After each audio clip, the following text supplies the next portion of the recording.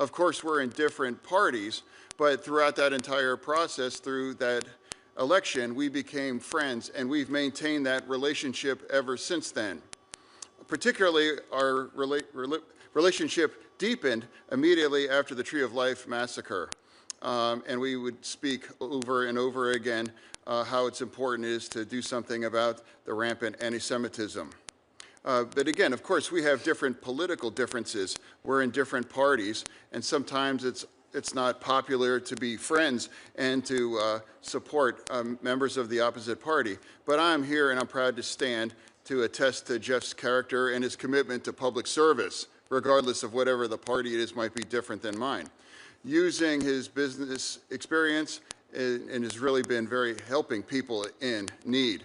And now during the pandemic, he created a very innovative program called the 30-Day PA Day Fund, which helped thousands of small businesses across Pennsylvania to stay open during the middle of the COVID pandemic. I am absolutely confident that Jeff will bring the kinds of dedication and integrity to the United States, putting the interests of our nations at the forefront for every decision that he makes. I'm proud to support his nomination, and thank you for the opportunity to introduce my friend and speak to this committee. Thank you, Senator Fetterman. And with all of our senators, I know that we've got a lot of things going on, and so you're welcome to stay, but I know you may have other hearings you have to get to, so we're pleased that you were able to make this introduction. Senator McCormick, Thank you. You also would like to talk about. Absolutely. It's great to follow in the footsteps of the senior senator from Pennsylvania.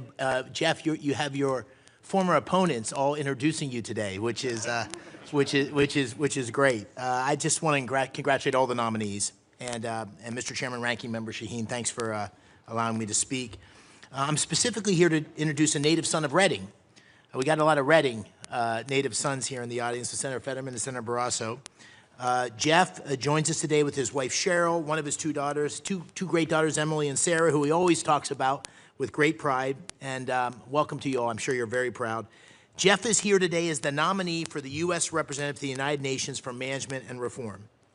And I've seen up close Jeff's dedication to Pennsylvania and to serving our great country. And so, Jeff, thanks for accepting this challenge. You would bring years of great business experience, community leadership in our Commonwealth, a successful real estate developer, president of Last Line Strategies, previously president CEO of the Mark Group, and later division president of Toll Brothers in Horsham, Pennsylvania. You've had a great career. And you've also been active across many organizations in Philadelphia, including the Graham Partners Building Products Advisory Board, the Wexner Heritage Fellowship, the Kimmel Center for Performing Arts, and the Jewish Federation in Philadelphia. Also, as Senator Fetterman talked about, you've really been a leader in Pennsylvania, crisscrossing the state as a candidate for public office, the creator of the 30-Day Fund that raised millions to help small businesses hurt by COVID. But you know, you've got a tough assignment at the United Nations. And when we put United Nations and reform in the same sentence, that's a tough job. But I know from personal experience, I know the Senator does too, of your tenacity, your toughness, your desire to serve your community. And so we are very lucky to have that kind of leadership and grit to root out anti-Semitism and anti-Israel bias at the UN, to demand transparency and accountability on behalf of the Trump administration, more important, the American people. So I am pleased to join Senator Fetterman to support this nomination, and I urge all my colleagues on the committee to vote for someone who I know will do a great job on behalf of all Americans. Thank you. Thank you, Mr. Chairman. Yeah, thank you, Senator McCormick. And now we'll move on to Senator Moody for Ms. Locetta. Thank you, Chairman Ricketts. Good morning. It is my honor to be here today to introduce President Trump's nominee to be the alternate representative of the United States of America for Special Political Affairs, as well as the alternate representative of the United States of America to the sessions of the General Assembly in the United Nations, my fellow Floridian, Jennifer Locetta. It is no surprise, this is just another great Floridian volunteering her time and coming up to D.C. to serve her country. She is from Sarasota, Florida, and it is not the first time she is going to be serving on our country's behalf. During President Trump's first term, Ms. Locetta served our country in various roles and helped advance President Trump's vision for a secure and prosperous America. And I know she will continue to do so when confirmed for these positions. Whether it was from her time as Special Assistant to the President and Associate Director of Presidential Personnel at the White House, to various roles she had in Florida, she worked hard on behalf of Floridians and Americans alike, and it gained extensive experience in personnel and management, as well as skills focused on enhancing security protocols. I can attest that, like many of my colleagues, this country is in need of someone to take up the America First mantle in its policy approach in all aspects of our foreign policy, from diplomatic negotiations to the United Nations, and many of the roles in which she will be confirmed. After 4 long years of America Last policies, we now need this more than ever. And I am thrilled that many great Floridians have volunteered to serve and have been nominated by this administration to carry out President Trump's vision for our country. I've seen just how critical the right leadership is to solving the most complex global issues, from Iran and its proxies' attacks on Israel and U.S. regional interests, to attempts by the People's Republic of China to infiltrate our universities and steal U.S. military technology. Our foreign policy is only as strong as the leadership we have in positions to respond to these events. President Trump has shown that strong leadership, demonstrated time and time again in dealing with malign actors globally, that it is necessary to pursuing a safer and more secure world. With America First policy, the world is safer, and peace should always be the goal in our foreign policy. Far too long, the United Nations and other international organizations have become the pawn of our adversaries, and that is why it is imperative that the Senate continues to do its duty to confirm President Trump's nominees and ensure that the United States interests are adequately represented in the forums where it matters most. Ms. Locetta is the right person for this job at the right time. I trust that should she be confirmed, she will be a fierce advocate for America's priorities at the UN, stand up for Israel, and ensure strong representation and communication of President Trump's peace through strength vision. She will be an excellent representative of this great nation, and it is my honor to introduce to my colleagues and America, Jennifer Locetta. Great. Thank you very much, Senator Moody. Appreciate you being here, and thank you very much for the introduction. Next, we'll move on to Ambassador Blanchard, and I believe Senator Britt, you would like to say a few words to introduce the ambassador. Absolutely, Mr. Chairman. Thank you, Chair Ricketts, Chairman Risch, Ranking Member Shaheen, members of this distinguished committee, and Senator Graham, who joins me right here. Happy birthday, sir. I will note it's Senator Graham's 70th birthday, so congratulations, Senator. If you're not 70, turn back. It's not good.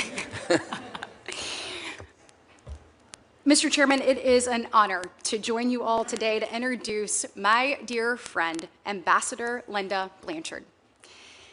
She's President Trump's nominee to be the U.S. Ambassador to the United Nations Agencies for Food and Agriculture.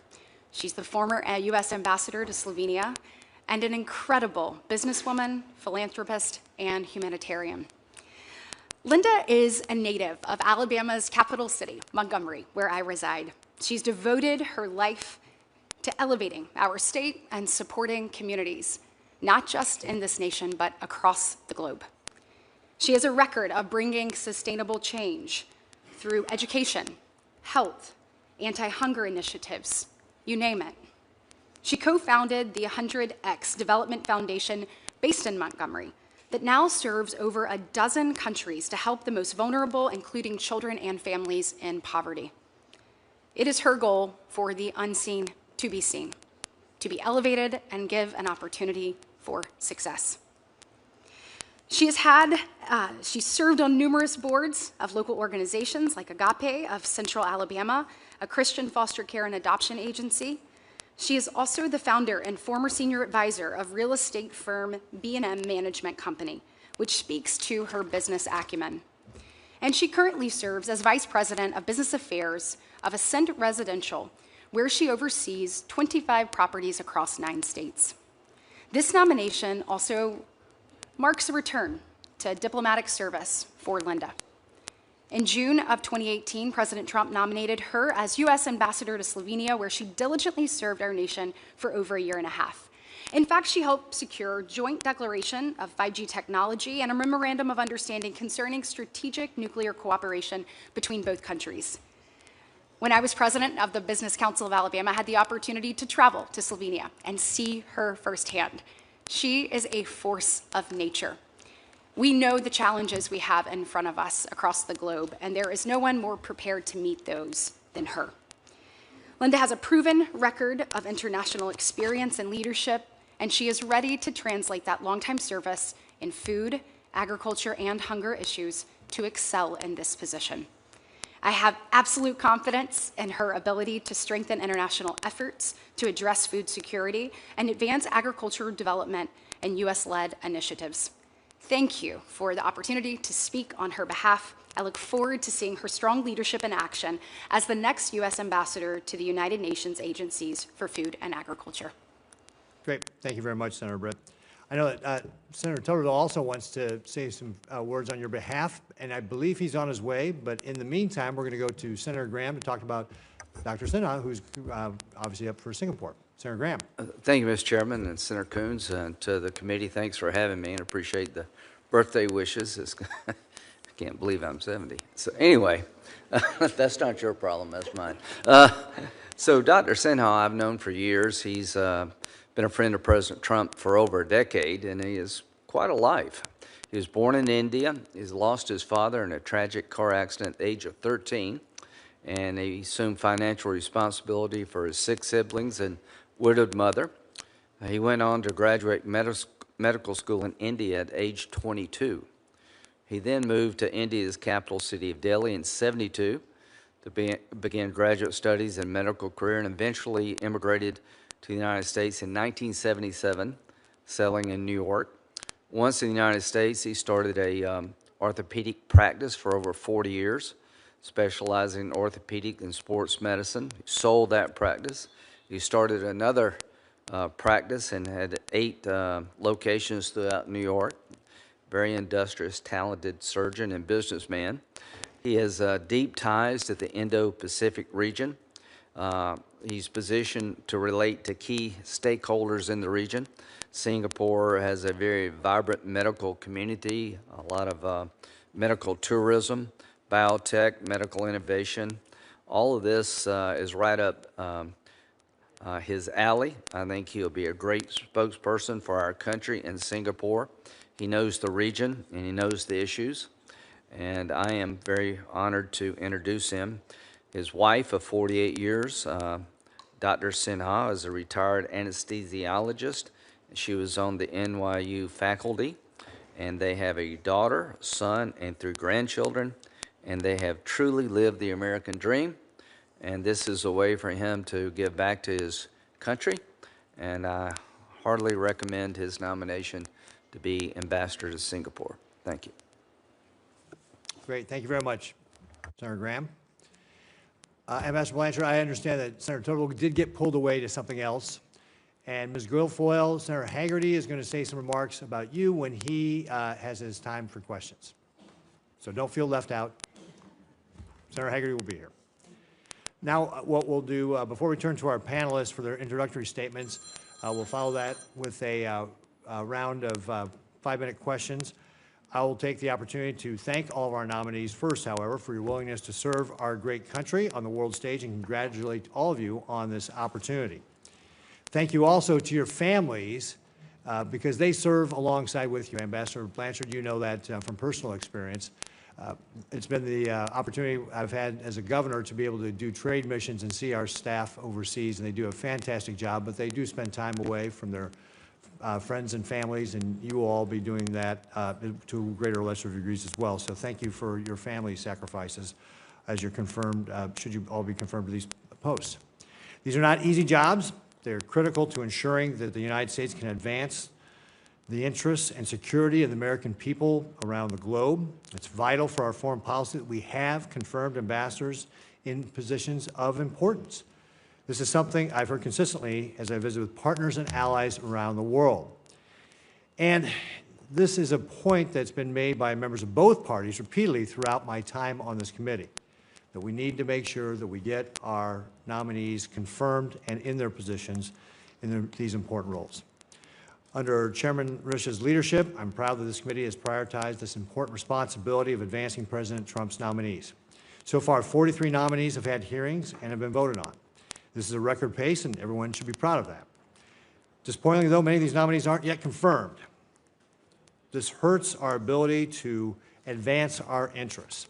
At a time when we are competing for influence with adversaries like Communist China, we cannot afford to let partisanship get in the way of what's best for our country. Thank you all again to the nominees for your willingness to serve, and I look forward to hearing your testimony and answer this committee's questions. So now we'll go into the panelists' opening statements, and Dr. Sinha, we'll go ahead and start with you. Would you like to begin?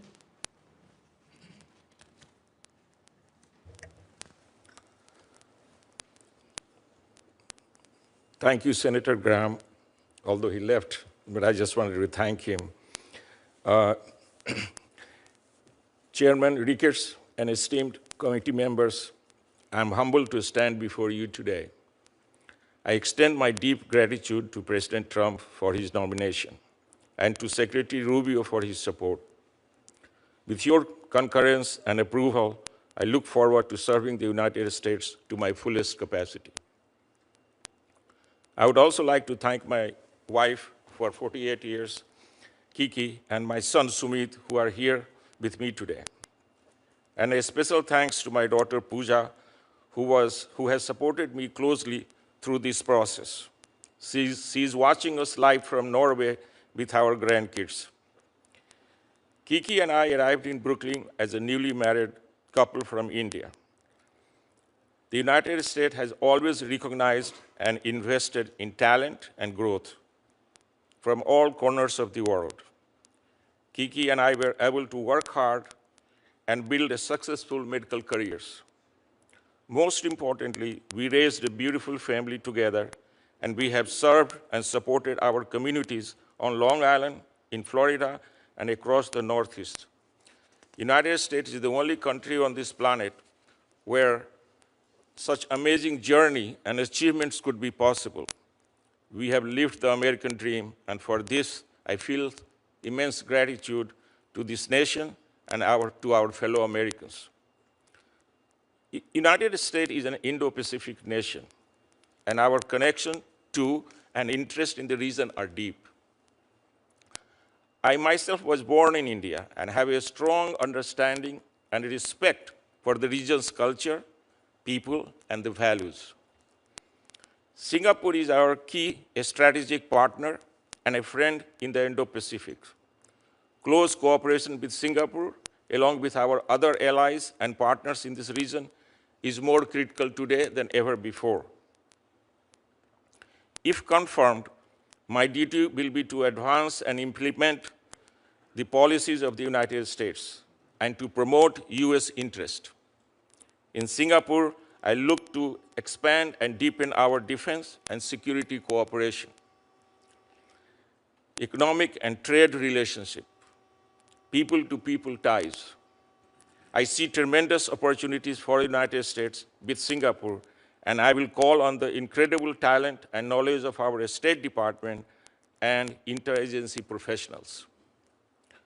There are so many potential areas for growth in this vital relationship, which has already seen significant advancement in defense and security cooperation, and made great strides in collaborating on cutting-edge technologies. Finally, I will rely on my own skills as a lifelong bridge builder and advocate, making important connections with the people from all walks of life. As a medical professional, the well-being of my patients, their families, and my employees for over 4 decades, I do not take lightly my obligation to similarly protect American citizens in Singapore, including our mission personnel. Distinguished senators, it would be my greatest honor to serve our United States of America, the country and people who have given me and my family so much. I pledge to fulfill my duties with integrity and to work hard to deepen our important relationship with Singapore. Thank you, and I welcome your questions. Great. Thank you, Dr. Sinha. And I might notice you got that all done in 4 minutes. You didn't take the whole 5 minutes, so thank you very much. I forgot to mention that, but you did a great job. Thank you. So, what? Star by his name. Star by his name, exactly right. So I would ask all of our panelists to kind of keep it to 5 minutes, or you could follow Dr. Sinha's example and just keep it to 4 minutes. Mr. Bartos, you're up next. I first want to thank my home state senators and my good friends, Senator Fetterman and Senator McCormick. Thank you for your friendship and support. It means the world to me. Thank you, Chairman Ricketts and distinguished members of this committee. I am honored to appear before you today as the President's nominee to serve as the representative of the United States of America to the United Nations for UN Management and Reform. Thank you to President Trump and Secretary Rubio for their confidence and for this opportunity to serve the American people. Growing up in Reading, Pennsylvania, and Senator McCormick pointed out, 3 of us from Reading here this morning. Growing up in Reading, Pennsylvania, I dreamed of one day serving our country. Cheryl, my wife of almost 28 years, grew up in Allentown, Pennsylvania. We met in Charlottesville, Virginia, and raised our 2 daughters, Emily and Sarah, in the Philadelphia suburbs. Cheryl, Emily, and Sarah, I would not be here today without you, and I'm grateful for your love and support. And your patience, because as the senators know, the political world is not so easy on the family. I am thinking today, as I do every day, of my mother, Adrienne, who we lost to cancer in 2018. To my brother, Todd, who is also here with us today, and to my father, David, and to Cheryl's parents, Lou and Roberta, who are watching online, thank you for your love and support. After World War II, the United States, along with the other 51 founding members of the UN, signed the UN Charter with the commitment to prevent future wars and to promote international peace and security. Unfortunately, over the past 80 years, the UN has strayed from its foundational goals and lost sight of the principles it was established to defend. From UN bodies with overlapping mandates to the deep rot of its anti-Israel bias, the UN needs to get back to basics and recommit to the values enshrined in its charter. If confirmed, I will work to implement President Trump's America First foreign policy at the UN and to return the UN to its original mandate of promoting international peace and security with the goal, as set forth in its charter, to save succeeding generations from the scourge of war. American taxpayers deserve transparency and accountability for the funding we provide to the UN and a commitment that their money is not funding waste, fraud, or abuse. American taxpayer dollars going to the UN should advance our national interest and contribute to making our country safer, stronger, and more prosperous. If confirmed, I will work to ensure stringent accountability, transparency, and reform at the UN, including eliminating redundancy, unnecessary activities, and creeping mandates. I will focus on streamlining the UN budget, reducing staff footprint, and pushing for more equitable burden sharing among member states. As the largest financial contributor to UN peacekeeping, the United States must demand the most efficient use of U.S. taxpayer dollars in peacekeeping operations. If confirmed, I will push for long-term structural financial efficiency in peacekeeping missions and increased burden sharing from nations that share our priorities for UN reform. I will work with my colleagues to review the programmatic effectiveness of individual peacekeeping missions and ensure these mission mandates are realistic and achievable with clear exit strategies for each mission. We must also ensure that the UN upholds its zero-tolerance policy for sexual exploitation and abuse and uses all tools available to push for accountability. Our standard should be very simple. One case of abuse is one too many. U.S. representation in UN leadership and staffing is not commensurate with our financial contributions. If confirmed, I will work to ensure that more Americans are working at the UN. American citizens bring our values to their work in the UN system and are one of our best defenses against nations that seek to exploit and manipulate the UN for their own interests, especially China. If confirmed, I will demand the highest standards of integrity, transparency, and efficiency in UN hiring and invest in American citizen talent pipelines. I am eager to support the Trump administration's strategy to place more American citizens in appointed and elected positions at the UN, something, Mr. Chairman, I know you and your colleagues would like to see as well. As the UN turns 80 this year, the United States is not alone in recognizing the need for reform. If confirmed, I look forward to working closely with other member states in the Fifth Committee and the General Assembly to pursue these much-needed reforms. It would be the honor of a lifetime to represent our nation at the UN in New York and to pursue the reforms needed to advance the United States' interests and to promote international peace and security. Thank you again to you and your staff for all of the time and hard work that go into this process. I'm grateful for your advice and guidance, and I look forward to your questions. Great. Thank you, Mr. Pardos. Our esteemed chairman, who is letting me stand in for him today at the hearing, has requested a moment of personal privilege. So, please. Chairman Risch. Thank you very much.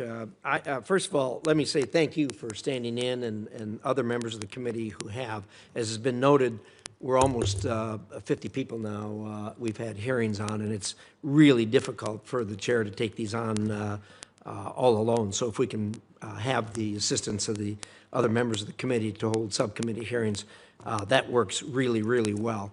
I'm not telling anything that this panel doesn't know, and that is that these appointments are complicated. They take a long time, and the preparation on this side is just as lengthy as it is on your side. And I'd like to recognize publicly and thank Sergio Gore from the White House, who handles personnel matters. He's with us for the first time today, and with him is his assistant Morgan DeWitt. From our staff, Kelsey Kelleher, Kelsey? She's in back. But anyway, all of us work together to make these things happen. We met even before we started these hearings. It's worked really, really well, the system that we've put in place. We even had Kelsey embedded a bit at the White House as we move this, and the State Department as we move this forward. But it's been really good, as you noted, that we are on really on record pace for getting people through this committee. The floor is struggling a little bit, but still at a record pace, and that's a result of the work of all these people that they've put to, that have helped do this all together. So anyway, I want to thank everybody and thank all those who were involved in this.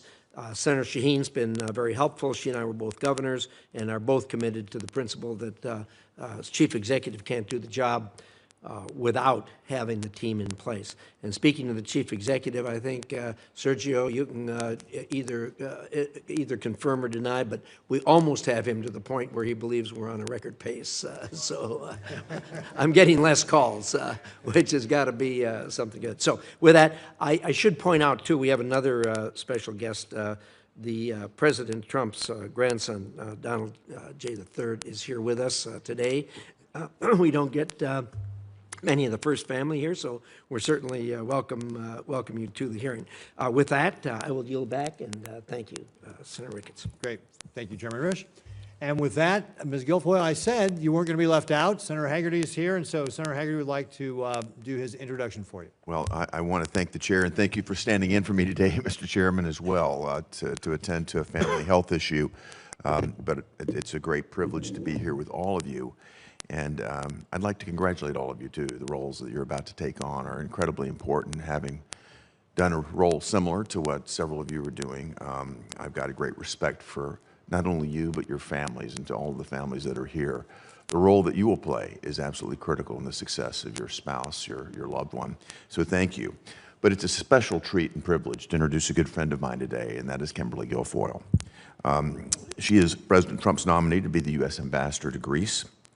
She's a deeply experienced attorney, a nationally respected commentator on politics and public policy, and she's a great political strategist. Throughout her career, Kimberly's excelled in both the private sector and in her public service roles. Indeed, her distinguished background and long-standing commitment to public engagement make her an absolutely excellent candidate to be the United States Ambassador to Greece. Ms. Guilfoyle worked as a broadcaster at Fox News, where she co-hosted The Five and Outnumbered, and previously appeared as a legal analyst on CNN, ABC, and Court TV. Earlier in her career, Kimberly served as a prosecutor in the San Francisco District Attorney's Office and as Deputy District Attorney in Los Angeles, where she generated national recognition for her legal acumen. Her academic and civic credentials further support her nomination, having graduated magna cum laude from University of California, Davis, and earned a JD from the University of San Francisco School of Law. She's also the recipient of multiple awards recognizing her legal work, her public service, and her advocacy. including the Heritage of Hope Award from the New York Society for the Prevention of Cruelty to Children and the Special Civil Rights Award from the City of New York. Most recently, in January, she was awarded what is known as the emblematic icon by the Archbishop of the Greek Orthodox Church of America, commemorating Kimberly's spiritual and cultural bonds with Greece and the United States. Thank you for your contributions to that relationship, Kimberly. Her strong expertise and experience, as well as her deep ties to the Greek American community, make her extremely well qualified to represent the United States in Greece. And on a very personal note, I want to acknowledge that as I moved from my prior post as U.S. Ambassador to Japan to the United States Senate, Kimberly was there for me from the very beginning. She came and joined me in my small hometown in Tennessee to kick off my campaign. And Kimberly, you've been a friend from the very start and helped me open this new chapter in my life. And I couldn't be more honored to be here to congratulate you and help you open this important new chapter in your life. And I encourage all of my colleagues to support her nomination. Thank you. Thank you, Senator Hagerty. And now, Ambassador Blanchard, we will go to your opening remarks. Chairman Reish, Chair Ricketts, and distinguished members of the committee, thank you for the opportunity to appear before you today. And a special thank you, of course, to Senator Katie Britt from the great state of Alabama. I have the opportunity and have been honored to have been nominated by President Trump to serve as the U.S. representative to the United Nations Food and Agriculture Agencies in Rome. I am joined here today by my family, my husband, John, son, Benjamin, my daughters, and several, Haley, Karen, Jennifer, Gracie, and Lucero, and my twin sister, whose unwavering love and support have made this moment possible. I would not be here without them. Our country has afforded me many opportunities for which I'm very grateful. I married at 19, became a mom to a 3-year-old son shortly thereafter, and earned my degree in my 30s when we were finally able to afford it. I'm a proud adoptive parent of children from all over the world, my mini UN, as we are affectionately called, as you can see behind me. I have served in a variety of professional roles, at times just to make ends meet. This includes serving as an orthopedic assistant, business executive, and humanitarian. I have partnered with international business leaders and foreign dignitaries on projects to improve education, decrease poverty, and instill dignity and hope. Our nonprofit organization has provided care to thousands of children across the globe. I bring to this role a combination of humanitarian passion, business acumen, and large-scale management experience. I was honored to serve as U.S. Ambassador to the Republic of Slovenia during President Trump's first term, where I was able to advance critical administration priorities from 5G technology deployment and U.S. energy strategy to negotiating a multi-billion-dollar memorandum of understanding for a new nuclear partnership between the United States and Slovenia. I was privileged to also have been serving as ambassador to Slovenia when the public perception of the U.S. actually turned notably more positive. Today, the need for change and reform within the United Nations is more urgent than ever.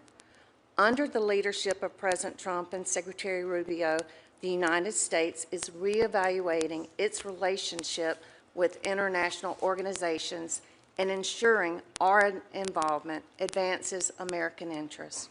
The United States has the opportunity to shape UN food and agriculture agencies to overcome the challenges of our time.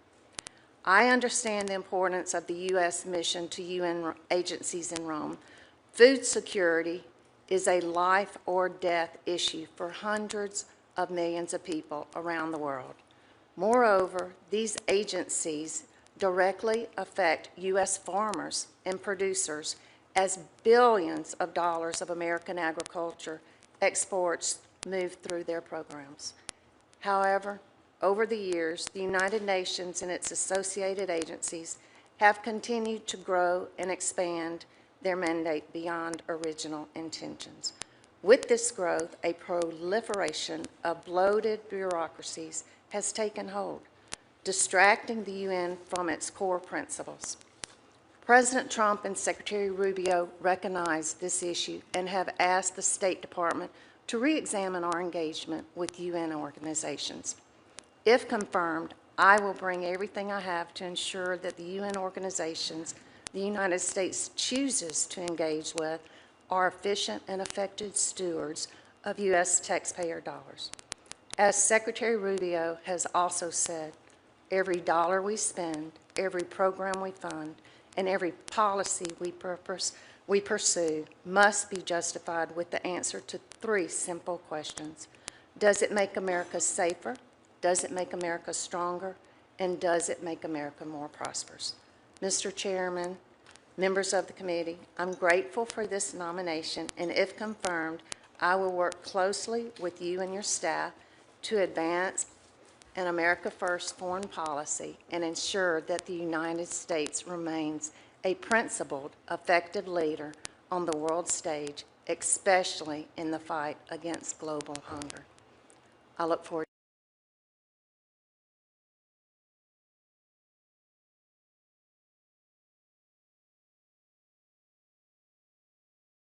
dear friend of many years, Senator Haggerty, for your kind introduction, for your stewardship and service to this country in multiple roles that you have done. And you're someone I greatly look up to, admire, and hope to follow in the footsteps of your great service to this country.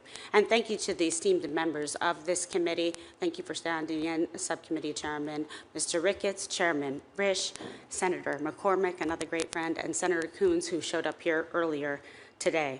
It is with great and profound sense of honor and deep humility that I appear before you today as President Trump's nominee to serve as the United States Ambassador to Greece. I extend my sincerest gratitude to the President for his faith in my abilities, and to Secretary Rubio, and to Sergio Gore here present today, the head of PPO, and his amazing team for their collective trust and confidence placed in me. I also thank this committee for the opportunity to be here and for your careful consideration of my nomination. I would like to thank my closest family and friends for their support, their encouragement throughout this process. I would like to offer special thanks and love to my son Ronan, my brother Tony Guilfoyle, and to Donnie Trump for their steadfast support. I also would like to thank my parents, who would be so incredibly proud to see me here today. My mother, Mercedes, was a special education teacher from Aguadilla, Puerto Rico. My father, an immigrant from Ireland, came to this nation in pursuit of the American dream, and now I consider it my duty to carry on the mission and the values that they instilled in me. To be nominated to represent the United States is truly a great privilege, and to be considered for a post in Greece, the very birthplace of democracy, is a uniquely humbling honor. The ideals of liberty, self-governance, and the rule of law that were born in ancient Athens have echoed through the centuries, inspiring generations of thinkers and leaders, including our own nation's founders. This profound legacy, which has greatly influenced the world and the formation of our own republic, resonates with my own lifelong dedication to public service and the unwavering pursuit of a more just and prosperous world through strong international partnerships.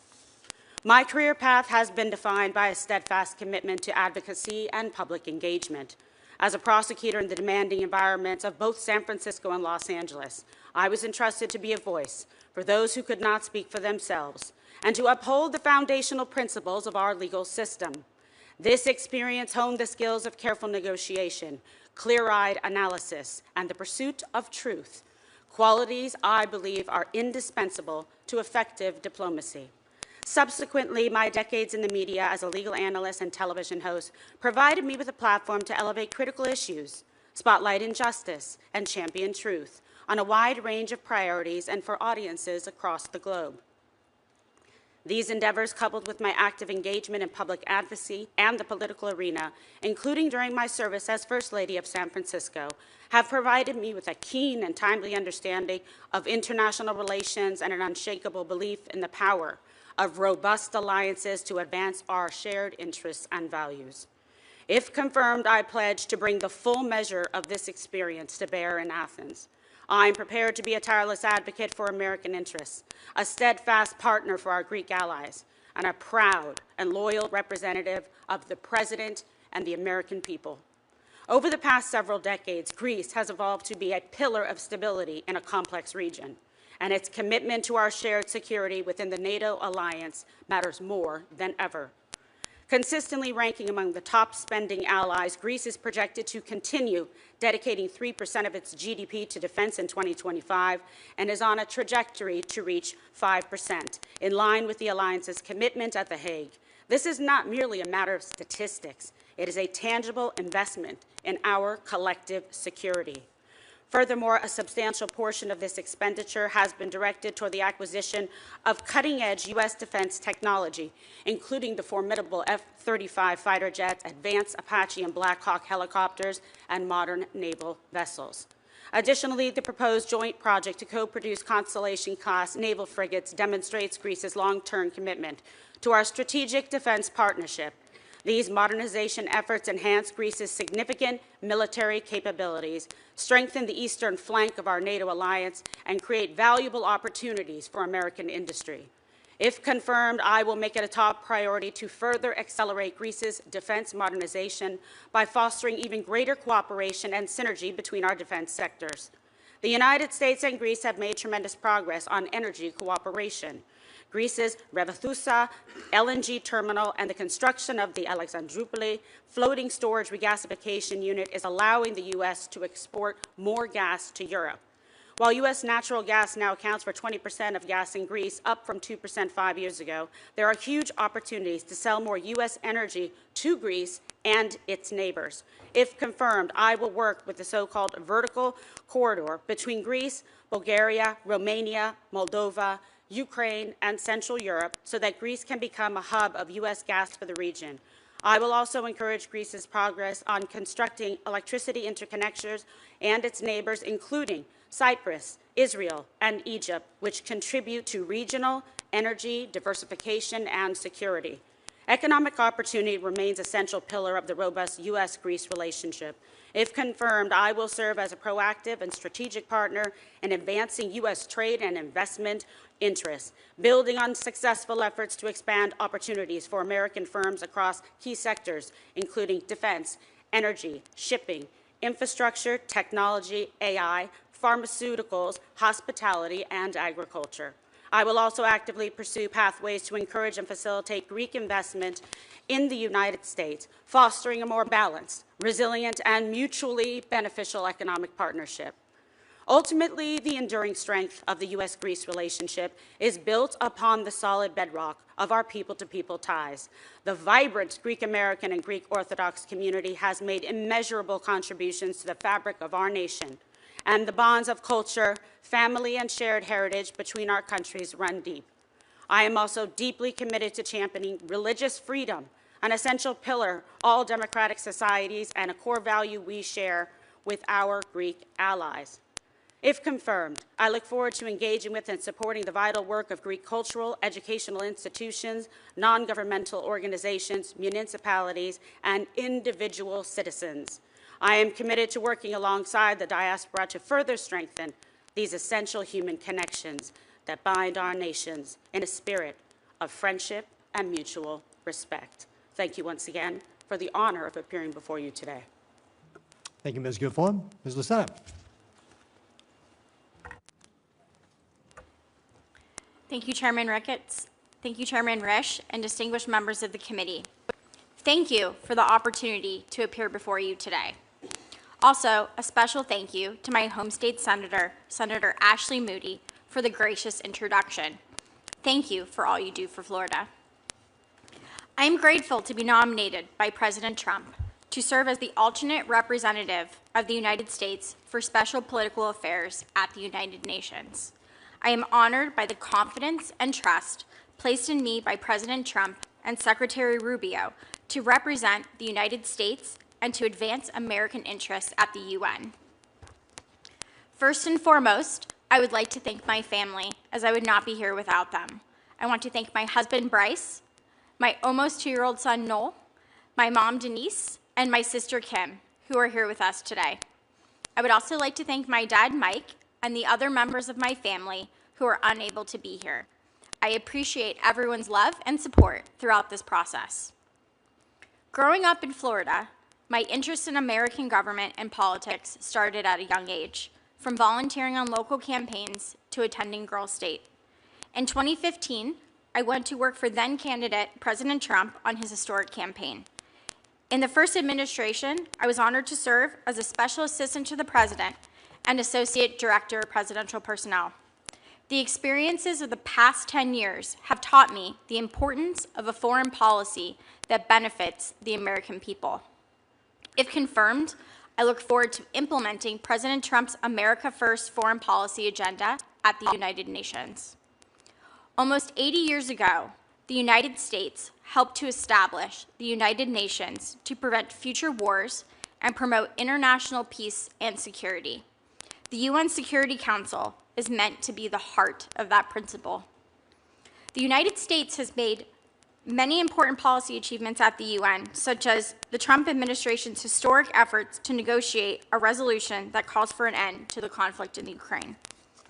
The reality for the United Nations as an institution, however, is that it has not lived up to its mission or its potential.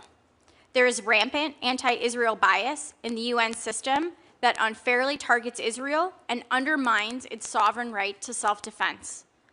Moreover, the Security Council often struggles to take decisive action on conflicts that need real-time responses.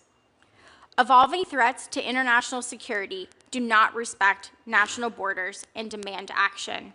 Whether it is terrorism, illicit drugs, cybersecurity, or weapons of mass destruction, these are the challenges that require U.S. leadership to ensure that the UN is resolving and preventing conflicts. If confirmed, I will engage with our international partners and allies to drive long-term solutions and further national interests on these issues and more, including in areas like the Middle East and in countries like Haiti, Sudan, and the Ukraine. If confirmed, I will assess any proposal at the Security Council and General Assembly by the metric of whether it makes the United States safer, stronger, and more prosperous. Doing so will make the UN more efficient and effective. This includes pushing back on countries like China to ensure that they do not exploit international organizations and standards to advance the narrow interests of the Chinese Communist Party. I will also examine UN peacekeeping and special political mandates to ensure that those mandates are best focused on maintaining international peace and security, have transparent budgets, and are operating in the most efficient way possible. If confirmed, the core of my responsibility will be to push the UN to return to its original mandate to maintain international peace and security. I will advocate for our national interest, engage with international partners and allies to drive outcomes, and ensure accountability for the U.S. taxpayer dollar. Through President Trump's agenda, we can once again have peace and prosperity. I would be honored to join the administration and work side by side with the dedicated staff at the U.S. mission to the United Nations in New York. We must demand more of the UN because we know it has the potential and the capacity to do better. Again, thank you for your time and the opportunity to come before you today. Thank you, Ms. Locetta, and thank you all for your opening remarks. We will now move into a round of 5-minute questions, as long as we have people here to ask those questions. I will begin. Dr. Sinha, Singapore is one of our more vital partners in the Indo-Pacific.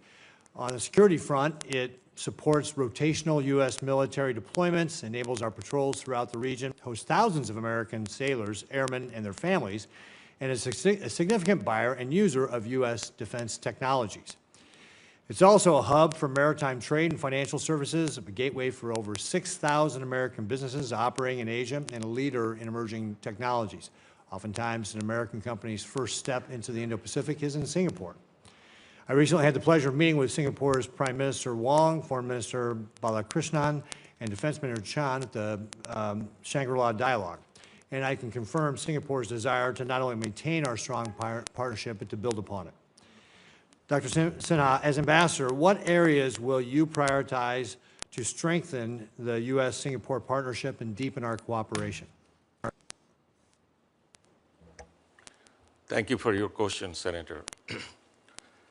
As you know, I am a physician, a surgeon, so I have been a long-time bridge builder, and I believe strongly in a person-to-person connection. If confirmed, my first basis would be to go there and create a very good, strong relationship with the Singapore government. And obviously, I will do my best to increase I will deepen the defense, security, and economic ties with Singapore. So.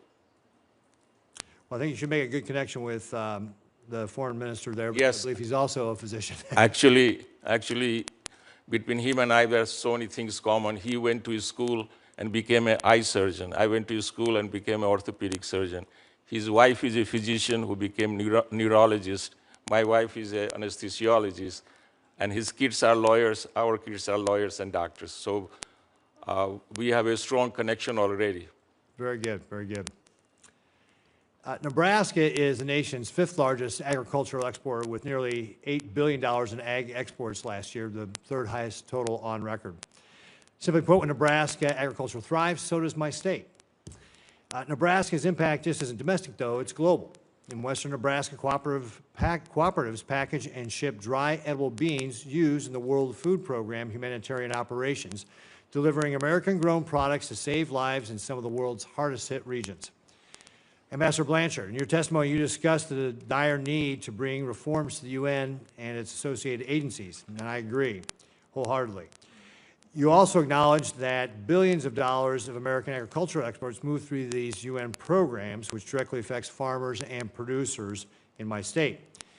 How will you work to clean up the waste and mismanagement in Rome, while at the same time ensuring that American farmers and producers aren't unintentionally harmed? Thank you, Senator, for that question. First of all, I can tell you, in the first administration, we all know that President Trump's #1 focus was farmers first, and I never would put any words in his mouth, but I would love to just reiterate that that was his focus the first term, and anything that benefits farmers is a win. And I can tell you, as US-UN Rome nominee ambassador, that it would be my pleasure to continue the partnership and see how we can grow it and be sure that the partners that we are bringing in that we can't use the maritime for because it's so far at the cost prohibited, that those partners that we're not using in the states as farmers, that we need to be able to be sure that they're giving us the right deals. When we're not using our farmers, we need to be sure the others are giving us the right deals. That's one area I really want to focus on, and certainly always increasing partnerships with U.S. farmers. I've already had the pleasure of that the USDA Secretary Brooke Rollins has reached out to me. She's already been to Post, and we said we would discuss after, if confirmed, the hearings and see how we can increase everything for our farmers and sending produce abroad. Thank you, sir. Great. Thank you, Ambassador. Senator Hagerty. Thank you, Chairman Ricketts, and again, welcome to all of you. Several of the panelists today are nominated to serve at the United Nations, so I'd like to start with the United Nations today, if I might. If you think about it, the United Nations has become the poster child of ineffective bureaucracy. It's bloated, it's slow-moving, it's resistant to reform. And despite the billions of dollars of annual contributions that come to the UN disproportionately coming from the United States, the organization remains plagued by overlapping mandates, weak accountability, and an entrenched culture of cultural inefficiency. If I think about it, the UN all too often takes and diverts their resources into administrative overhead rather than frontline impact. Its missions suffer from poor oversight, and its decision-making is quite often politicized. So, Mr. Bartos, I'd like to start with you. Just explain to us your plans for increasing the efficiency and the financial accountability and impact of the United Nations. Senator, thank you for the question, and I want to also say thank you for your leadership from the time you got to the Senate on defunding UNRWA and working towards the dismantlement of UNRWA. It's meant a lot to so many people, your leadership on that. And we, if confirmed, will be serving under the most consequential and effective president in history for the U.S.-Israel relationship, as well as a leader whose record of combating anti-Semitism is second to none. And so while we approach the 50th anniversary of the stain of the Zionism is racism resolution at the UN, a stain on that body that is almost 50 years old, it seems like this is an organization that's immune, or resistance a good word, but I would say almost it's just immune to reform. Well, I think they've demonstrated their perspective, and you have a unique window of opportunity, I think. I do. It's because of President Trump's leadership, his vision, his leadership, and his charge to us that every dollar that goes through the UN system cannot be. The American people are the most generous people on earth. We have been the most generous funders. Our nation has been the most generous funders for 80 years. And the president has charged, and Secretary Rubio has charged to say not a dollar of that can go to waste, fraud, and abuse.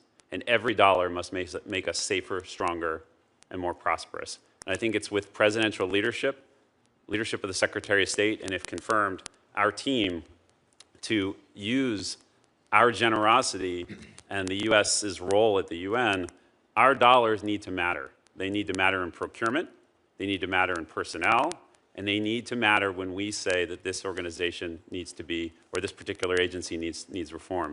It's that presidential leadership from the Secretary, and if confirmed, our team's leadership to execute the President's America First agenda. It's an organization that cries out for leadership and, frankly, respect for those that fund it. I've attended the United States General Assembly meeting when President Trump spoke. I've been there on multiple occasions with President Trump. That organization is basically out of control right now in terms of their inefficiency, their lack of respect for those that fund it, and the politicization of many of the institutions. And on the politicization front, I'd like to turn to you, Ms. Locetta. If you think about it, the UN was founded on principles of peace, security, and human rights. But the organization has become increasingly politicized. If you think about the authoritarian regimes there right now that seem to dominate its institutions, they do it in a way that legitimizes their own agendas. They do it in a way that helps them avoid scrutiny. I wanted you to talk specifically about how you would address the politicization within UN agencies. Think about the Human Rights Council, UNESCO. These sort of hostile authoritarian regimes often take these organizations and steer their agendas in a way that's very contrary to U.S. interest. Thank you, Senator, for your question, and I share your concern. As you know, in February, President Trump signed an executive order to withdraw the United States from the Human Rights Council. That same executive order also called for the review of our participation in international organizations to make sure that our participation aligns with national interests. Many organizations within the UN have lost their way. Both the Human Rights Council and UNESCO continually serve as examples of the pervasive anti-Israel bias that exists within the UN. They continually push back on Israel's right to sovereign self-defense, and further, an organization like the Human Rights Council enables countries with brutal regimes like Cuba, Venezuela, and North Korea to have a platform despite their own terrible records with human rights abuses. These organizations must get back to the founding principles of the UN, which is to prevent war and to maintain international peace and security. If confirmed, I will work with the State Department on the outcome of their review, and I will review our participation in international organizations to make sure that everything that we do makes sure that America is stronger, safer, and more prosperous. Well, beyond review, I hope you hold them to account. Mr. Chair, if you would indulge me with one final question.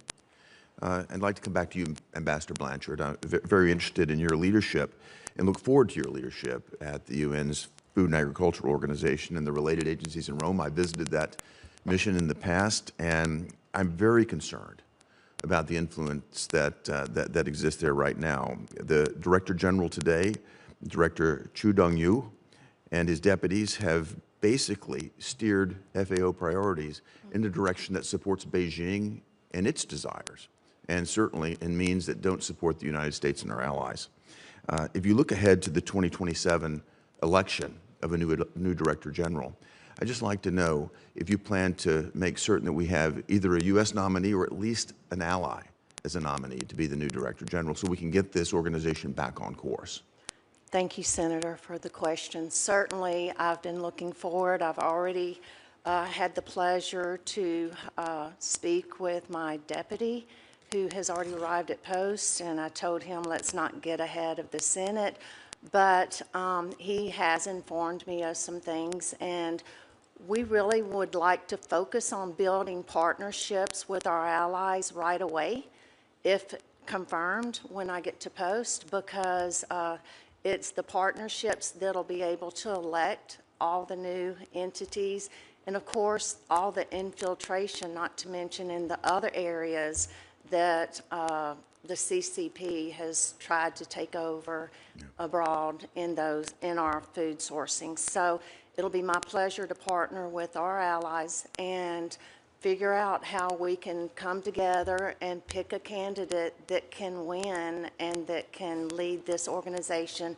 with like-minded American initiatives. Well, I look forward to a new nominee and many more purchases of Nebraska agricultural products. And with that, I'd also just like to commend all of our nominees to the UN. You've got a challenging job ahead of you, but we absolutely need you to take care of that. And to our two country ambassadors nominees, I look forward to your confirmation and working with you in your future roles. Thank you. Thank you, Mr. Chairman. Great. Senator Hagerty. Senator Coons. Mr. Chairman, I'll defer to my friend and colleague from the state of Illinois, given the pressing business of the NDA. Great. Senator Duckworth. Thank you. Dr. Sinha, you say you know how important the United States-Singapore relationship is, and I think you know that it's important to me as are all of our relationship with the ASEAN nations. This is not a role you can just pick up on a whim or because you think it will be glamorous or because Singapore is a great place to live. Our diplomats are dedicated. They're hard workers who represent the United States every day on the front lines, anticipating crises and providing invaluable expertise to help prevent conflicts from exploding into catastrophes. I am not opposed to political appointees, and in fact, my colleague across the aisle, the senator from Tennessee, did an incredible job as an appointee to a critical United States ally, the country of Japan, and I really enjoyed working with him when he was ambassador there. But frankly, I don't think you are particularly qualified for this role, and I'm concerned about how your lack of understanding may even inadvertently cause friction in our critical relationship. Will you even be able to effectively lead our mission in Singapore? I have my doubts. So my questions are going to be to allow you to assuage my doubts and win my vote. Dr. Sinha, I need to know that you understand some basic facts about Singapore and its critical relationship with the United States. For example, in 2024, did the United States have a trade deficit with Singapore? Yes or no? It did not. How large was the U.S.'s trade surplus with Singapore in 2024? $80 billion. $18 billion. 2.8. You're off by a huge factor. The United States had a 2.8 billion trade surplus with Singapore in 2024. If confirmed, how would you explain our friendship in Singapore to the president? How would you explain to our friends in Singapore the president's threats to slap tariffs as high as 25% on their country, given that the United States has nearly 3 billion trade surplus with Singapore? Thank you for your question, Senator. We are not walking away for any dialogue between the two countries and two leaders. If confirmed, I will make a personal relation with the government of Singapore, and I will make sure the dialogue continues and we settle the issues of trade together. Do you support increasing a tariff on Singapore, seeing as how we don't have they buy more of our stuff than we buy of theirs? So, Senator, so you want to put a tariff on them? Thank you for your question, Senator. You know that we have, President has only done 10% of trade increase with the Singapore, and he's open to dialogue even for that. Do you agree with that 10% increase with Singapore? It seems how they don't have a surplus with us? Well, Yes or no? Do you support the president's plan to put a 10% tariff on Singapore, goods produced in Singapore? I mean, Senator, thank you for your question, but I believe in President's decision of a free trade with any nations in the world, and he's resetting the trade numbers with each country, and he's open for discussion and dialogue with each country. So you would like to have free trade with Singapore? That's what you would push for as ambassador? Well, we always had free trade with Singapore since 2004. So so do you support the 10% increase, tariff increase? The dialogue is not yet closed. The door is not closed. Let's go on to the next thing. What year is Singapore next scheduled to be the ASEAN chair? This year is Malaysia. I didn't ask you about this year. When is Singapore going to be the ASEAN chair? I don't know when, but this year. 2027. Please describe what holding the ASEAN chair will entail for Singapore and how you would support Singapore in your role as U.S. ambassador, if confirmed. What are some of the critical things that Singapore will have to do as a chair of ASEAN? I mean, I agree with you that you had made a statement that all the ASEAN members should be treated like almost No, answer my question. What does holding the ASEAN chairmanship entail for Singapore? Can you name one thing? A role that they will have to play as ASEAN chair. What will? Well, you know that this ASEAN chair is not only one country. There are 10 countries involved. No, the ASEAN chair is one country. One leading country, 10. but there are 10 countries involved as an ASEAN group. You're not answering my question. You're not answering my question, sir. Can you name one thing that will be of critical importance to Singapore as ASEAN chair? A role. There are many things. Can you name one Defense, thing? economics. Those are very broad. Name an issue. Trade. I don't think, no. Okay, let's do something. In what way does the United States Navy work with Singapore, and how do you envision strengthening the U.S. Navy's work with Singapore? And are there any facilities that come to mind that are central to our relationship with Singapore? Thank you for your question, but we have a naval presence in Singapore, and our military, they always do exercise with the Singapore. They come here, the Army of Singapore, they come here for the training as well. So we have a close ties with the Singapore in defense. Can you name a specific thing? Please, I'm trying to help you here, but you've not even done your homework, sir. You want to be ambassador to Singapore, one of the most important friends we have in the Indo-Pacific, a key place that we're going to be fighting against our greatest adversary in the region, the PRC. Singapore may feature incredible culture, but that should not be treated as a glamour posting. This nation is too important to the United States, to ASEAN, to the entire region. And frankly, I think the mission is important to U.S. interests and national security, and it should actually be a foreign service officer. But I have even larger concerns with the political pick, when that political pick is somebody as unqualified as you. I've opposed political picks for Singapore from Democrats. So this is not a partisan issue. I just feel that you are not taking this seriously, and you think this is a glamour posting, that you're going to live a nice life in Singapore. What we need is someone who's going to actually do the work. I'm out of time. I have a couple additional questions related to management that I'll submit for the record, but I want to reinforce again for you right now, you are not currently prepared for this posting, period, and you need to shape up and do some homework. Senator Coons. Thank you, Senator Ricketts, and thank you to all of you for your willingness to serve our nation, represent us overseas. I will focus on the nominees for UN posts, but no disrespect to the others. Thank you for your willingness to serve. Mr. Bartos, we've known each other well. You were introduced by both the Democrat and Republican senators of Pennsylvania. Congratulations. Folks against whom you ran in a previous cycle, double congratulations. And to you and your family. The UN is a crucial area, in my view, for the United States to advance its national interests. And as you cited in your opening comments, the UN Charter focuses on promoting peace, security, and stability, and we need a UN that is focused on those priorities. I was encouraged that you also emphasized the importance of expanding the number of Americans who are in the UN system globally. Over the last 15 years that I've served on this committee, over several administrations, my view is that when we withdraw from the UN, our adversaries simply advance and fill the gaps that we create. So your challenge is going to be to balance ensuring that the money that we invest in the UN and the systems and organizations at the UN are efficient, are transparent, are delivering on their mission, but to not abandon that mission, to not completely withdraw. One of my core concerns is that the US-UN reform process might look like what happened to the USAID. We could have had a balanced, bipartisan, measured process that looked hard at inefficiency in USAID, narrowed its focus, and prioritized an American national interests. Instead, it was simply slashed and shut down, largely with no consultation with Congress. If confirmed, will you commit to engaging with Congress regularly on reform efforts to ensure that there's bipartisan support, both for sustained U.S. leadership in the UN system and for any reforms that are proposed and that you're carrying out?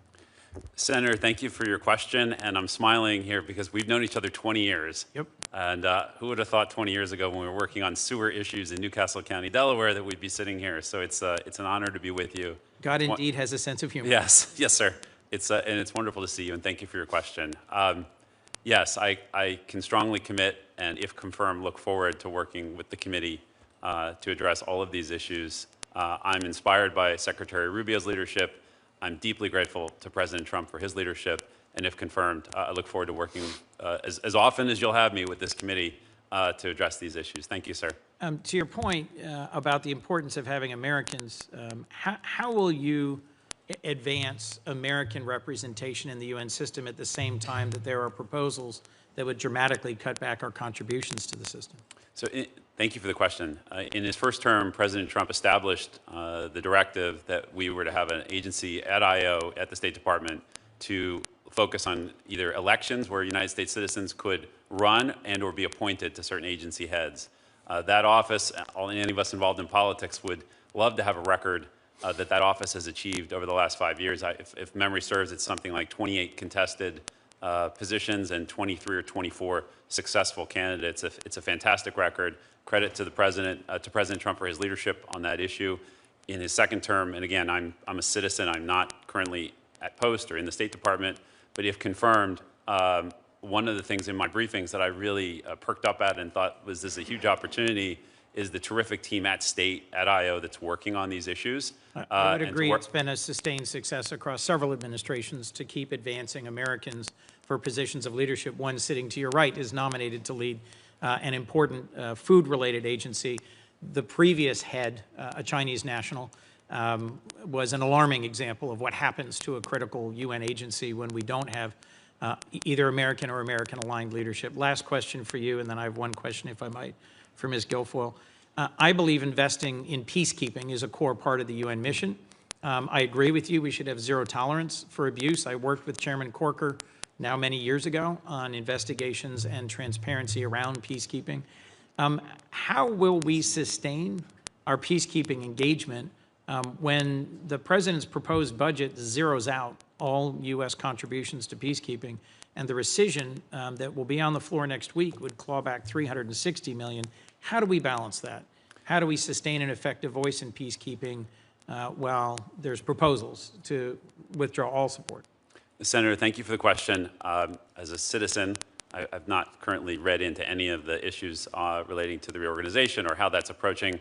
I can say generally, though, if confirmed, I look forward to immediately getting stuck into those issues, to learn about those issues, and to working with this committee. I think on the broader point about peacekeeping operations and the successful ones versus the unsuccessful ones, having clear objectives and a clear exit strategy is an outstanding roadmap for any of these endeavors. Broadly, we're in agreement on that point. I look forward to continuing our conversation. Thank you, Senator. Ms. Guilfoyle, if I might, just because the U.S.-Greece relationship is important to me, to my state, to our nation. Under the first Trump administration, there was a so-called 3+1 cooperation launched between the United States, Greece, Cyprus, and Israel. Give me your sense of what difference that's made, what's its current status, and whether you would commit to sustaining this level of cooperation in this structure. Yes, thank you for the question, Senator. I believe this is a very important area of concern as it relates to national security in Greece and Cyprus, Israel, all being very strategic and powerful allies, steadfast and reliable throughout the years, and this has just increased under President Trump's last administration. We're looking forward to making sure that those partnerships remain intact and, in fact, foster and develop. I believe firmly, if confirmed, as ambassador to Greece, that I will work tirelessly to make sure that Greece's national security interests and our strategic allies in that partnership remain very strong and robust, working in concert in conjunction with the United States of America, because national security in those areas and those countries directly equates with national security for the United States of America. And I would ensure that we increase the commitment that has been consistent by the people of Greece to do the defense spending, buying U.S. military equipment, which they have been doing, and see to it that we are going to project to include up to 5% from them. Anything for me about why the 3+1 mechanism is particularly important? Well, geopolitically, as you know, that is a very complex region with a lot of security issues, migration issues. We saw recently what's happened. And, you know, Greece, where it occupies its place in the world, is that southeastern edge of Europe, which is pivotal in terms of its relationship, its proximity to the Middle East. So we saw then with the cooperation with our allies, making sure that American citizens that were stranded and at great risk and danger in Israel were protected and were transported with ease and efficiency, despite the complex issues involving visas. Our partners, our allies in Greece were able to help effectuate that in a timely and safe fashion, bringing people through Cyprus, through Greece, and into Athens. Thank you for the question. Thank you, ma'am. Thank you all, and I look forward to working with you. Thank you. Senator Barrasso. Thanks, Mr. Chairman. To follow up, Ms. Guilfoyle, on what you were just talking about with the NATO and the importance of the relationship and how closely we are aligned. There's a military naval support activity, Suda Bay, vital U.S. military installation. I know there's going to be updates. I think $44 million has been committed to invest in new joint mobility processing center in that area. Can you just overall give us some things, what opportunities you see for increased cooperation with Greece as these upgrades are completed? Because you, I think, appropriately called attention to the fact that all of these countries have now committed to going up to 5%. They have, which I think is incredibly important. I was committed to at the Alliance and at The Hague, and that is something that I know that these countries have intentionality to fulfill and to continue that commitment that they made to us. Thank you for bringing up these questions, Senator.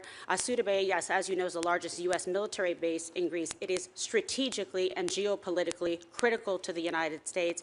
It's been a really wonderful asset for us, for our military base, especially in that area of the world. So we're going to continue to look forward to that and make sure, and if confirmed, I plan to visit all of these facilities to deepen my keen understanding of the issues, the people, the needs, so that we maintain that strength for American interests and American national security. Revithusa is also incredibly important because there are unbelievable opportunities for liquid natural gas, which could be crucial to limit the influence, undue influence in the region of Russia, of China, and make sure that we push back on that on a daily basis. There are certain things that have happened that have been very disheartening as it relates to national security in the port of Piraeus, where the Chinese were allowed to gain access and purchase that. What I'm proud to say is the Greek people have now implemented a system that somewhat mimics what we have here in the United States, CFIUS, to prevent from foreign interests and countries encroaching on sovereign nations and buying up key national security ports and interests. So that is something that I was encouraged that has happened recently in the past month or so, and I look forward to partnering with them to make sure that we can use some of our models of best practices in those ways to make sure that there isn't over-encroachment of foreign influence and interest in key ports, and work with them strategically to help understand how we're able to prevent that in the United States of America. Thank you for the question. Yeah, well, I appreciate your comment about energy, because I think of energy as the master resource. Greece, I think, is quickly becoming a major energy hub in the Eastern Mediterranean. You talked about LNG. They've expanded their LNG terminals. I think they've earlier this year signed an agreement with Chevron and ExxonMobil to do more. So just generally, could you give us a little thought on American energy companies in Greece's energy sector, and how will you support and encourage this effort for more energy? Great opportunities, as I mentioned, exist with Revithusa, with the LNG terminal, which is key to that regional energy strategy. Also in Alexandroupoli, the LNG terminal, that's essential for U.S. energy exports and for Balkan access. So this is, again, why I would like to just stress the importance of Greece, the seriousness of this position, the opportunity we have to grow and strengthen the alliance and the bond between the Greek Americans and the United States of America and those living, working, visiting in Greece to ensure their safety, productivity, and make sure that their needs are met. And I really look forward to working with the absolutely incredible people that are so talented in the State Department and the careers and the people that are currently serving in the embassy, working tirelessly to ensure that American interests are represented and to work for President Trump to effectuate his goals, his beliefs for the United States of America. Thank you. Mr. Bartos, the U.S. Is the United Nations' largest financial contributor. Provides more funding than all other permanent Security Council members combined. I hear about that in Wyoming a lot. People aren't really happy with this. Despite this significant investment, the UN has struggled to implement meaningful budgetary discipline, to demonstrate consistent fiscal accountability. I think next week this committee is going to have a hearing with the nominee to be our U.S. ambassador to the United Nations. U.S. contribution represents about 22% of the UN's total budget. How are you going to ensure that the financial burdens at the UN are shared more equitably and in accordance with current economic realities? And are you committed to limiting the growth of UN regular budget and ensuring that the UN makes more efficient use of its existing resources? Senator, thank you for the question. As you stated, the United States, the generosity of the American people knows almost no bounds. We have been the most generous supporter of the United Nations system since it was founded 80 years ago, and we are the most generous nation on earth, and proudly so. But our fellow citizens, all Americans, deserve to know that every dollar that they send, every hard-earned dollar that an American taxpayer sends to the UN must not, cannot go to a dollar, a penny cannot go to waste, fraud, and abuse, and every dollar must go to support programs and policies that make our nation safer, stronger, and more prosperous. If confirmed, I will devote all of my energies. We're 22% of the regular budget, as you say, sir. We're 25% of the peacekeeping budget, limited by statute. The UN seeks to assess us at 26.1%. And so it's incumbent upon my role, if confirmed, on the Fifth Committee on Budget and Oversight to root out all of this waste and to make, and really, and I said this before, with President Trump's leadership, with the Secretary's leadership, and their charge to us, if confirmed, our team will have that presidential leadership to go there and make sure that those reforms are implemented. Our dollars carry a lot of weight, but over the last 80 years, they haven't, as you say, they actually haven't really been put to the best use by the system to the United States' interest. We need to do better. We must do better, and I commit to you, sir, if confirmed, we will do better. Thank you. Thank you, Mr. Chairman. Senator Booker. Thank you very much, Mr. Chairman. I am really excited about the U.S.-Greece relationship and the promise and the possibilities. I've been grateful, Ms. Guilfoyle, of what you've already discussed. Can we dive a little bit more deeply into some of the strategic importance of the work that we're doing and that we can build upon, I think, in the coming months with your leadership? Thank you. If you could put your microphone on, I appreciate that. So you mentioned the base in Alexandroupolis. Also, I want to mention the base at Suda Bay and how important they are to the U.S.-Greece Mutual Defense Cooperation Agreement. And I'm wondering if the administration is planning to any upgrades to those existing bases, given their pivotal strategic importance in that region, as you already discussed. And you share the perspective that maintaining and increasing the capacity at Alexandroupolis is important. Yes, Senator, thank you for the question. It's nice to see you. I believe this is such an important relationship. The administration believes it as well. This is a post where we are dealing with EU, G20, a lot of complex issues geopolitically in that area. And I think it is incredibly important. Again, I am speaking now in the role of a private citizen. I would work in conjunction with the State Department, Senator Rubio, the deputy secretaries, and also following in the mission of American interests moving forward to make sure that we are ready in that area, that that relationship and partnership is maintained, that if there are necessary improvements or expenditures that need to be made, that I would advocate in that fashion very strenuously on behalf of the United States of America and the American people. I am grateful for that. That's the kind of strength I want.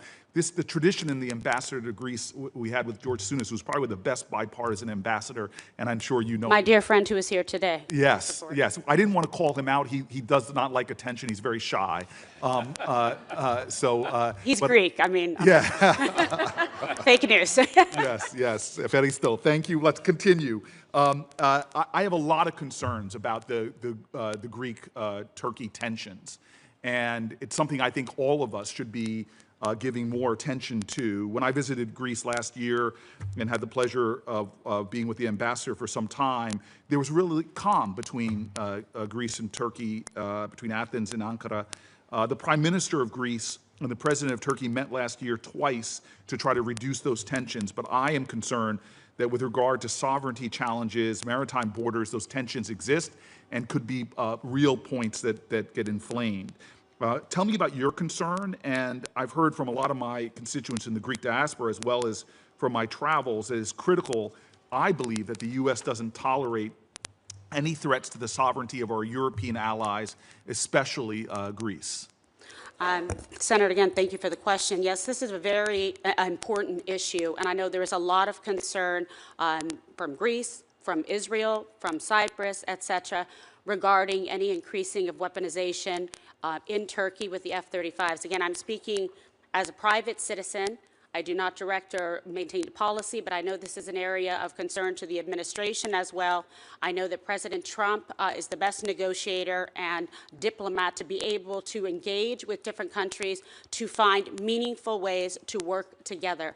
I would like to make sure that we are protecting and honoring our strategic, consistent, stable and reliable allies with Greece. They have answered the call every time. They have exceeded our expectations. They have readily committed to the 3%, consistent in that regard, and Greece remains strong and proud as the 5th largest spender for military equipment I'm going to interrupt you there in the world. I'm running out of time, but I want to say I thank you. I associate myself with a lot of that bravado when it comes to Greece, so thank you very much. I just want to say I've got some bipartisan work on really the importance of the India, Middle East, Europe economic corridor. It's really vital. I hope to be able to talk to you about that. I know you know the importance of that and how the 3+1 framework between Israel, Yes. Greece, and Cyprus work into that. But I want to shift in my remaining seconds really to talk to Ms. Blanchard. I'm really concerned about food security, and things are getting exponentially worse on our planet. It's estimated right now, unfortunately, the Trump administration's foreign assistance cuts have already resulted in over 63,000 children dying unnecessarily from hunger. This is heartbreaking. It's a violation of the decency and values of our country. The Rome-based UN Food and Agriculture Organization, the WFP, the FAO, the IFAD, these are critical tools to strengthen the resilience of vulnerable communities who are at risk of hunger. Hunger leads not to horrible death and that is deplorable, but it leads to instability that ultimately could affect our security. So if confirmed, how will you seek to advance the programs that address long-term food security challenges? How do you propose to do that if the U.S. is actually reducing its funding and commitment? And as you know, other nations watch us. When we reduce, they reduce. When we challenge them to do more, as I've done in a bipartisan way here in past years, they do more. And so what impact ultimately do you think the reduction in U.S. funding will have on food insecure countries and communities worldwide? Senator, thank you for the question. As we all know, food security is bipartisan. We all are in agreement of that. But I do believe we're all in agreement as well of our accountability for our checkbooks. I mean, I account for things that go in and out of my checkbook at home. And I think it's wonderful to reevaluate, and I look forward to the reevaluation process. I personally, and I would never want to put words in the president's mouth, but the fact that he has nominated someone for this position is encouraging to me. I've worked for the last 20 years in helping orphans and the most vulnerable abroad in 12 different countries. I'm a believer in it. I realize it's national security, but I do also realize that there's been instances where malaligned players have gotten a hold of food and used it against us or our allies. So I certainly look forward to meeting with you and this whole committee So in the future. I'm out of time. I want to be respectful. I just want to say this. When I was on the Chad-Sudan border, and I've never had a situation, I've visited refugee camps all around this world, where pleading Americans were begging me to up food assistance and were being very clear with me as I looked at malnourished babies of what would happen if we didn't increase food assistance. Well, we have done worse. We've limited funding, and I've now heard directly about the children that have died there. There is a moral urgency that I know reflects deeply within your faith tradition and my faith tradition. I beg of you publicly, when it comes to crises like we're seeing in Sudan, to please be a call of conscience to this administration, should you be confirmed, to please demand in private that we step up to American tradition and the moral urgency that has been supported in a bipartisan way. We are watching children die at rates that should stun the conscience of Americans, and I'm hoping that you can help us to address that crisis. So thank you very much. Thank you, Senator.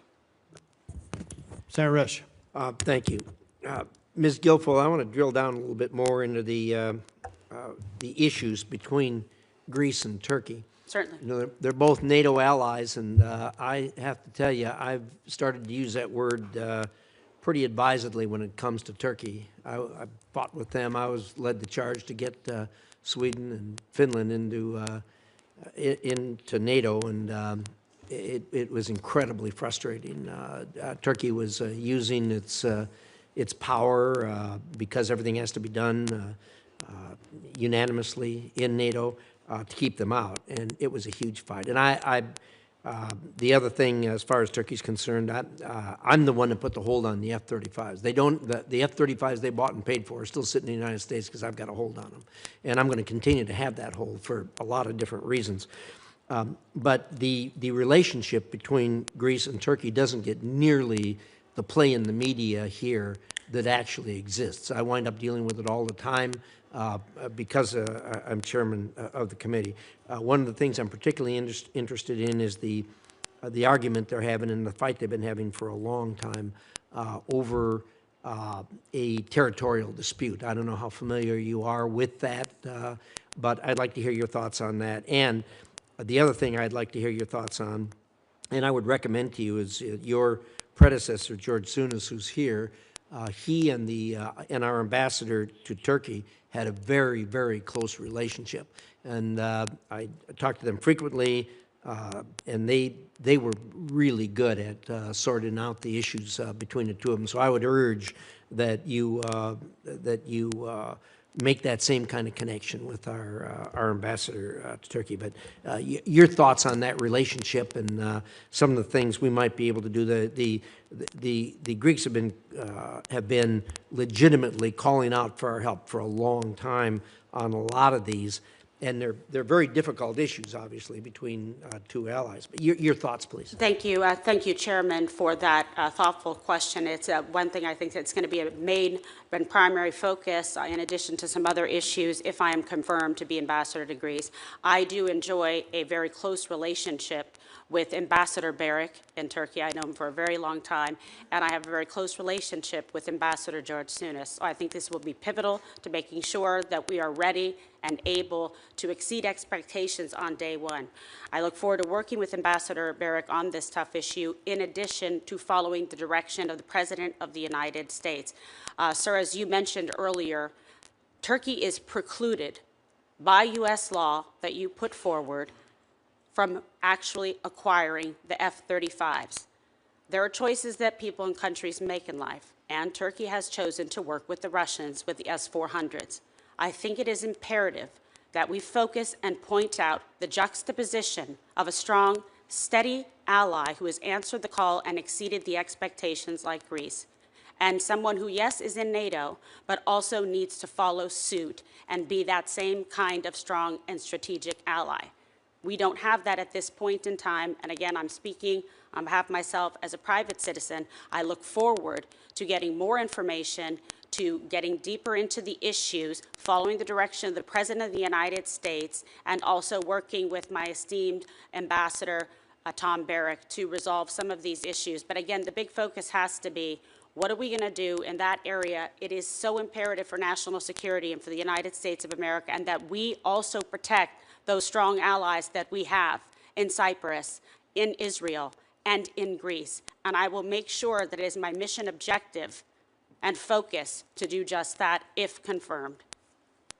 Well, thank you. I think you and Tom are going to be a real team there, I really think, and I appreciate that. The issues that Turkey has are not irresolvable. They are resolvable if cooler heads would prevail, but with Erdogan, we just, it seems like it's going backwards every year rather than forward. So I hope you're able to turn that around, and your comments about the Greek community here in the United States couldn't be more right on. What a great community of people supporting Americana and Americana issues. Chairman, if I may, just to say that that has been very evident, and it's been consistent for so many years, and they care deeply about this country. We have 3 million Greek Americans living in the United States of America and the diaspora, and 10 million incredible patriots that live in Greece, that they want to work very strongly to help and support the United States, and their intentions are clear. Thank you for the question. Thank you. I'm out of time, but I just want to say, Mr. Bardos, the title of your job having to do with UN management and reform, that's an oxymoron if I've ever heard one. And I got a lot of issues there. Secretary Guterres comes to see me every once in a while. The first thing I do is drag out the charter and say, what are you doing about this? Because, man, it just isn't working. And we're pumping a tremendous amount of money into it. There's a lot of us not very happy about that. I wish you well. We'll work with you every way that we can. And my time's up. Thank you, Mr. Chairman. Thank you, Chairman. Senator Van Hollen. Thank you, Mr. Chairman, and congratulations to all of you on your nominations. I know Senator Booker covered some of the topics I wanted to, but I'm going to dig a little more deeply into those. So, Ms. Guilfoyle, congratulations on your nomination. As you know, Greece is a critical American ally. The U.S.-Greece relationship has grown to probably one of the most strongest and enduring relationships based on common values, based on defense cooperation, based on strong people-to-people ties, energy collaboration, and the important role they have played also with respect to fighting back against Putin's war of aggression against Ukraine. And that last point indicates that, you know, Greece also plays an important regional role. So your responsibilities as ambassador, of course, are to deepen the bilateral relationship or to support that, but also take a look at the broader picture. And recently, Turkey submitted a maritime spatial plan to UNESCO that reflects maritime claims that have been disputed by Greece. Are you aware of that plan that was submitted? Senator, thank you for the question. I'm aware of the plan. I am not deeply familiar with the plan because I have not been confirmed, and if confirmed, that is one of the areas that I want to work with the senators and congressmen and the talented people at the State Department, the Secretary Rubio, to make sure that we have a strong command of that situation as well. And with Ambassador Barrack. I appreciate that. So I guess one question would be the approach that you take, because a lot of the actions Turkey has taken, both with respect to intrusion into Greek airspace, into Greece's waters, obviously create possibilities of conflict, which we'd hope to avoid.